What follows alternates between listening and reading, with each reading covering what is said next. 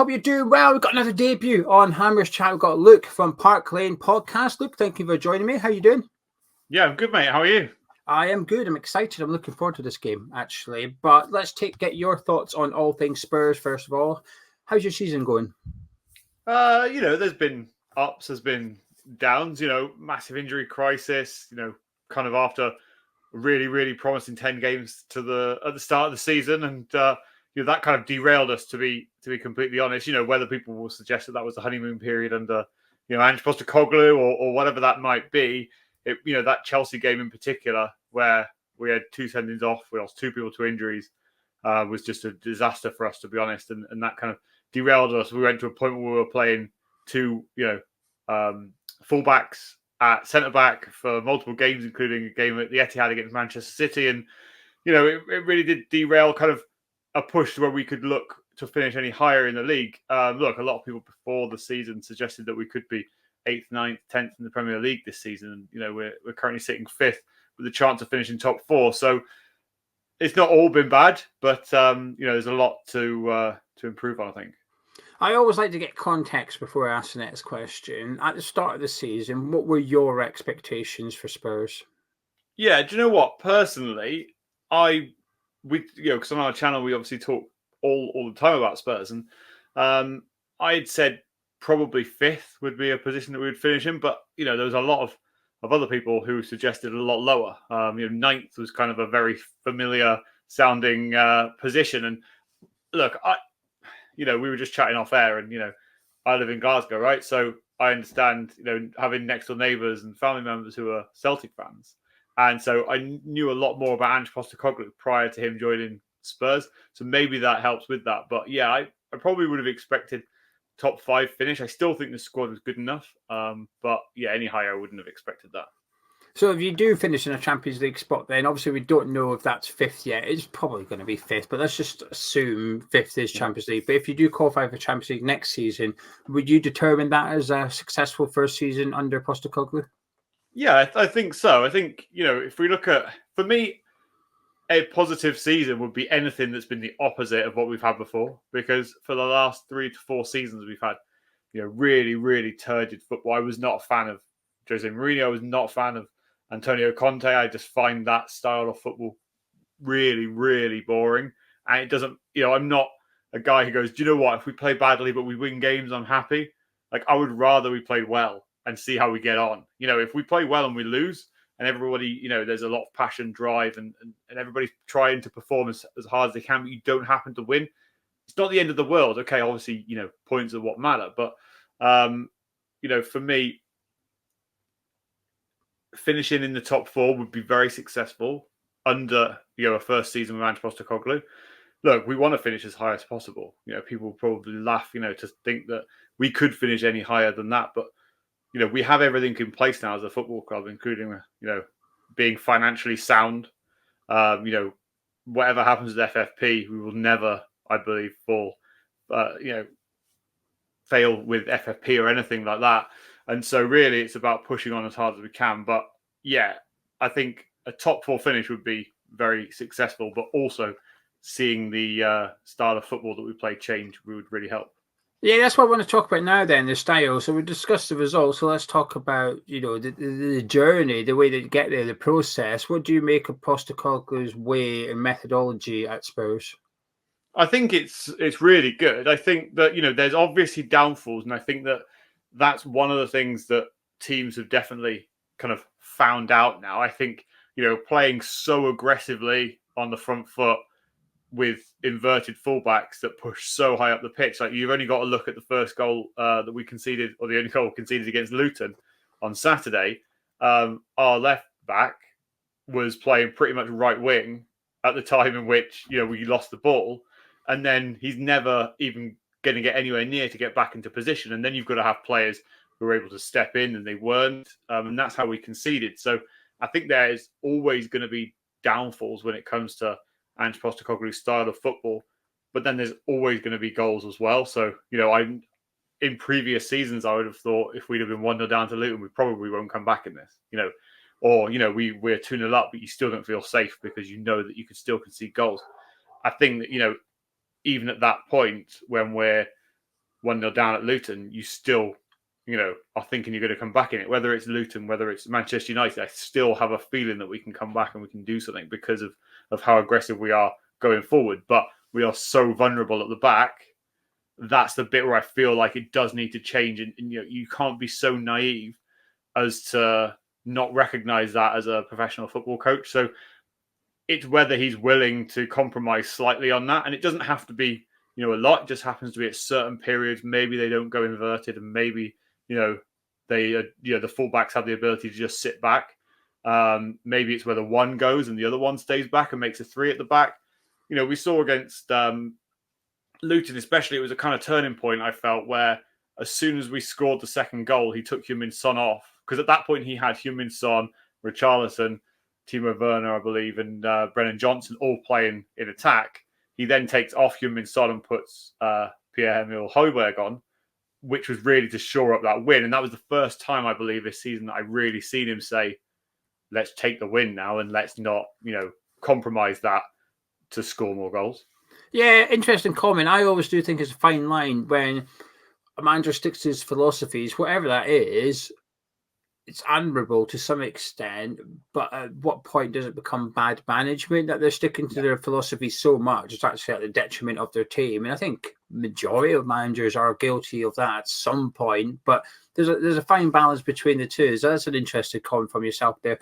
I assume you feel Ange is a long-term appointment for you, because as a neutral, as someone with no affiliation to Spurs, Conte and Mourinho always felt like a little bit of like a short-term, let's get them in, hopefully get a trophy, and we'll deal with the aftermath once they've left. But with Postecoglou, it just has a bit of a different vibe coming out of Spurs at the minute. Yeah, the only concern I have actually with Postecoglou being a long-term replacement is if you look at kind of his previous roles, he's only really been there around 3 years. And so that would be my only concern, is that, the way he speaks, and to be fair on him, he does speak the same at most clubs that he's at. So I'm not going to say it's just unique to Spurs, but it sounds like he wants to build something at Spurs, but then if you look at his track record, he seems to win and then leave after around 3 years. So depends how quickly that comes or how frustrated he gets with the Tottenham hierarchy, because if they aren't going to give him the players that he wants, then he could end up walking sooner. But having said that, he's not going to demand what some of those previous managers have demanded. So it's going to be interesting. No, I'd love him to stay for a longer term. I think that, as we talked about before, he has to learn how to manage certain games, I think, and how to kind of not be so stubborn in terms of tactically and offensively, and read, if we're going to win, sometimes we are going to have to win ugly. But, you can't knock him from him. People talk about that Chelsea game. We went down to 9 players and he still played with a ridiculously high line. But at that point, what do you do? Do you take a loss? Or do you say, do you know what, we'll go for it and we'll lose anyway? And that's quite admirable in that sense. But, I hope that he does stay. He was my number one choice as soon as Antonio Conte left. But let's see how we got on by the end of the season.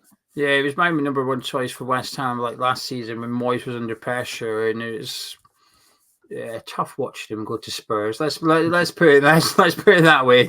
Not getting him was one thing. It was never really a viable option because we had the manager. But then to see him go to Spurs was bad, and to see him, in my opinion, succeed at Spurs, it's not been enjoyable for me. I've enjoyed the chaos of Conte and Mourinho at Tottenham. I've enjoyed that from an outsider, but Postecoglou's gone there. That's a fun. Apart from that bonkers game against Chelsea, like you said, at one point, there was a free kick to Chelsea, I think, and literally every player was stood on the halfway line, just in a line, ready to run. It was a case of, we know you're just going to lump it, and now it's a race between the Tottenham defence, and then you've got Jackson and Sterling just running. It was just crazy. Right, we're talking about your manager. Let's talk about your players then. For the Hammers Chance subscribers watching this who haven't seen much of Spurs this season or recently, which players would you say are in form and to look out for? Yeah, so I would say, first of all, we'll start with Mickey van der Ven. So, he's now clocked in the fastest ever Premier League player as a centre back, but as a player in general in the Premier League. To be fair, those records have only been going a few years, so it's not that huge. But yeah, he's a very fast, very quick, tall, young centre back. He's just come back from second injury this season, so I'd expect him to play alongside Christian Romero at centre back. So expect, if there are balls in behind us or if we are left short at the back, he'll be there chasing people down. I expect to see probably Pape Matar Sarr playing in midfield, young Senegalese player. He's really transformed himself this season, especially under Postecoglou. Probably, I would say, kind of resembles a Yaya Toure style player, marauding box-to-box midfielder. He likes to get in the attack if he can as well. But apart from that, obviously the likely usual contenders of Heung-min Son probably will play through the middle, and I would expect maybe Brennan Johnson to play right wing as well. He came on against Luton, got 2 assists, got us back into the game, and probably will come into play of Dejan Kulusevski, who will probably drop out, I would suspect, for him. But we've got 2 games this week, so who knows what will happen and what players might be rested. But I definitely would expect to see Mickey van der Ven back in centre-back. Right, from your team to my team, what do you make of West Ham? What can I say? No. Wow, harsh. Do you know what? I don't mind West Ham too much, right? I don't really have too much of a rivalry against West Ham, if that makes sense. I think maybe over the years we haven't kind of been always battling those similar positions, so it kind of just filters away as another London rivalry, I suppose, as opposed to a kind of competitive one. But I think that West Ham have had ups and downs over recent years. Can't forget the recent cup success that you've had, in European Cup, and so you have to give credit to David Moyes and West Ham for that. But ever since then, kind of it feels like there's been an up and down time at West Ham. Results haven't gone the way, and then it's potentially been time to get rid of David Moyes, and then seem to have picked up results again, and then we're unlucky at the weekend to lose. But yeah, I think I don't think we should take this lightly at all. This game, you've already beaten us once this season, and as I do tend to say, I feel like the West Ham fans are up for this game more than the Spurs fans in the nicest possible way, and that is dangerous for us if the players take it as lightly as sometimes the fans do, and so it's going to be a real test, I think, especially away from home. Any players from West Ham you admire? Jarrod Bowen for sure. I think he's real quality, and for some reason, Mikel Antonio always seems to do something against Spurs. His celebration against Spurs always gives me nightmares, to be quite honest. So but definitely, I think Jarrod Bowen on that right hand side against Destiny Udogie, especially if he gets stuck too far forward, it could be a long afternoon. I just wanted to ask you about David Moyes then, because obviously there's a lot of debate among West Ham fans, and especially to be fair, even disregarded everything that's gone on in the past, a manager with only 2 months left on 2 months left in the season, he's got 3 months left on his contract. Well, actually, no, we're in April now, aren't we? So it's now technically 2 months, end of June. Anyway, a manager coming to the end of his contract is always going to be up for debate, regardless of what's happened historically, because he's literally got 2 months left on his deal. What do you think of Moyes as a manager at West Ham United? It's really tricky because, you look at David Moyes and you can't look past what he has done with West Ham, right? Let's just look at the Conference League success in itself. That has to be given some form of praise, and that has to be given some form of recognition of an amazing achievement to do something like that as a manager. I believe any other manager, if he's playing good football, gets a lot more praise for doing something like that. But having said that, how far can he take West Ham? But then I look at is it him that's holding West Ham back? Do you get what I mean? Or is it owners? I don't really know too much about the ownership and the funding and things like that. So that would be my only issue, is how far can David Moyes take West Ham? And is that style of football enough? If you had someone that played a lot more attacking football, but was still in the same position, would the fans feel the same way? And that's always a question that I look at from Spurs. We have a lot of talk between the fan base about ownerships, and yet nobody can see where we've come from to where we are now. Everybody thinks that they should just be entitled to success because of what has happened. And that's the issue, is where do West Ham want to end up? And therefore, who are they going to get, that comes in? I think the that Amorim, who looks like he's going to be going to Liverpool, looks like an incredible manager who could do really well in the Premier League. And it's just, that's the other question is, who do you then go for and who's available for you to get? Yeah, very respectful comment. It's interesting to get like a neutral's perspective on it in regards to the David Moyes situation. It just varies from different fans, and I think sometimes you can get a little bit of background during this first part of the video as to what that fan likes about their team and what they don't like. And at the very start, when you spoke about how you disliked the football under Mourinho and Conte, and you're really enjoying it under Postecoglou, I think that'll strike a chord with a lot of people listening to this, thinking, there you go, and that's why I ain't keen on David Moyes moving forward. Right, let's turn our attention to the game tomorrow night at the London Stadium. Ben, Luke, how are you feeling? Are you confident? What do you think? What are you feeling about ahead of the game? Do you know, I'm always confident, but that doesn't mean that, any disrespect to West Ham. I always like to be confident going into a football game. I think that, fans should be confident and players should be confident. That's the only thing that drives success, right? If players feel nervous energy in the stands, then that can feed to them also. But I do think it's going to be tricky. I honestly do. I think that it could either, go one of two ways where, it's a comfortable win for Spurs, or it could be a really difficult evening and we could suffer defeat. So on our show, we often predict the scores, and I went for a 2-0 Spurs win tomorrow night, but it could easily go the other way, to be quite honest. With your battle for 4/5, I know people are talking about Man United. I don't see Man United overtaking either yourselves or Aston Villa, truth be told. But how big a game is this for you with your sort of Champions League aspirations? I think every game until now, until the end of the season, is a must-win game. I think that we have to look at it that way because Aston Villa aren't dropping points. And, we won against Luton at 3:00 and then they were playing 5:30 and, we went ahead of them for the time being. And then I thought, we have to hope that they slip up. And I think it continues like that. We have to you can't focus on other teams and say, well, if we don't win, if they don't win, it's okay. Like, we have to just focus on winning and we have to win those games that we see. Like, we've still got to play Manchester City again. We've still got to play Liverpool. We've still got to play Arsenal. We've still got to play Newcastle. We've got to play a lot of good teams in the running. And so, and I don't mean any offense to West Ham in this, a game against West Ham, we have to win. It can't be, where we drop points against a team who are lower than us in the league when we've got to play teams that are higher than us left in the end of the season. Yeah, I'll be supporting you for that game against Newcastle. I'll be hoping Spurs win that one then, because they are around us in the league table. Final question then, because of this uncertainty over fifth getting Champions League football next season, how is that as a fan, not knowing, let's just assume your prediction comes right and you're going to be fifth.